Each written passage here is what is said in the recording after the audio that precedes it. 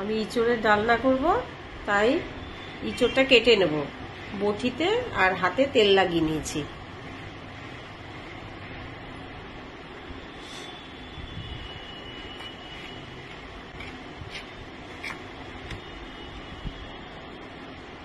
ছোট ছোট টুকরো করে কেটে নেব, ভালো করে ছুলে।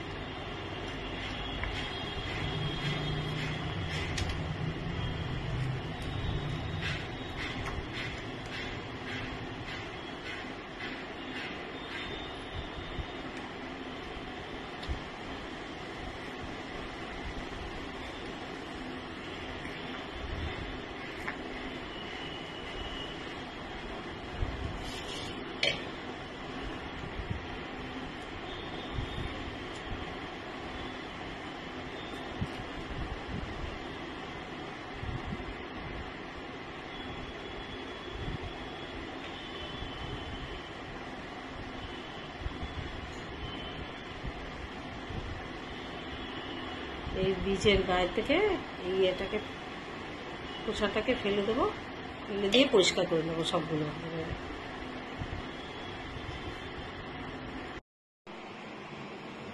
ইঁচড়গুলো আমার কাটা হয়ে গেছে, আমি এগুলো ধুয়ে পরিষ্কার করে নিয়েছি। এখানে কড়াইতে গরম জলের মধ্যে নুন আর হলুদ দিয়েছি, জলটা ফুটছে। আমি এখন এইটার মধ্যে ইঁচড়গুলো ঢেলে দেবো।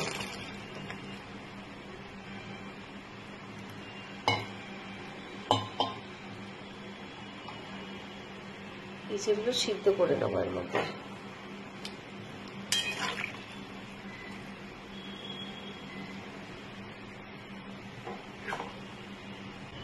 ইঁচড়টা আমার সিদ্ধ হয়ে গেছে, আমি জল থেকে তুলে রেখেছি। কড়াই বসিয়ে দিয়েছি, তেলটা গরম হয়ে গেছে। এখন দুটো তেজপাতা দিয়ে দেবো, একটু দারচিনি দিয়ে দেবো, একটু জিরে ফোড়ন দিয়ে দেবো। দিয়ে এবার আলুতে নুন আর হলুদ মাখিয়ে রেখেছি, আমি এটা একটু ভেজে নেব। আলুটা একটু লাল লাল করে ভেজে নেব। আলুটা ভাজা ভাজা হয়ে গেছে, এবারে একটু আদা দিয়ে দেবো, জিরের গুঁড়ো, ধনের গুঁড়ো দিলাম, দিয়ে দেবো।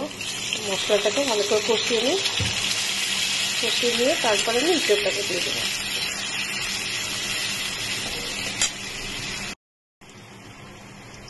মশলাটা কষানো হয়ে গেছে, এখন আমি ইঁচড়টা দিয়ে দেবো এর মধ্যে ভেজে।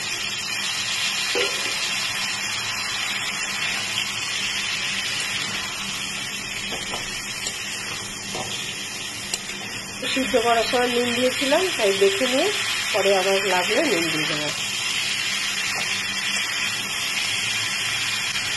এবার ইঁচড়টা দিয়ে কিছুক্ষণ কষিয়ে নেব। ইঁচড়টা কষানো হয়ে গেছে, আমি টমেটো পেস্ট করে রেখেছি, এর মধ্যে একটু দিয়ে দেবো।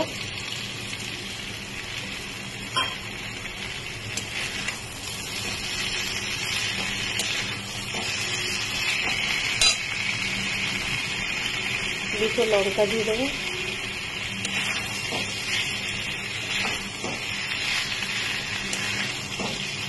অল্প করে একটু জল দিয়ে দেবো। কিছুক্ষণ ফুটুক।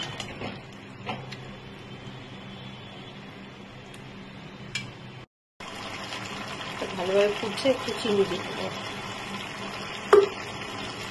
চিনি দিয়ে কিছুক্ষণ ফুটিয়ে আমার হয়ে যাবে। ইঁচড়ের ডালনা আমার হয়ে গেছে। আপনাদের যদি ভালো লাগে লাইক অ্যান্ড শেয়ার করবেন। আপনারা সবাই ভালো থাকবেন। নমস্কার।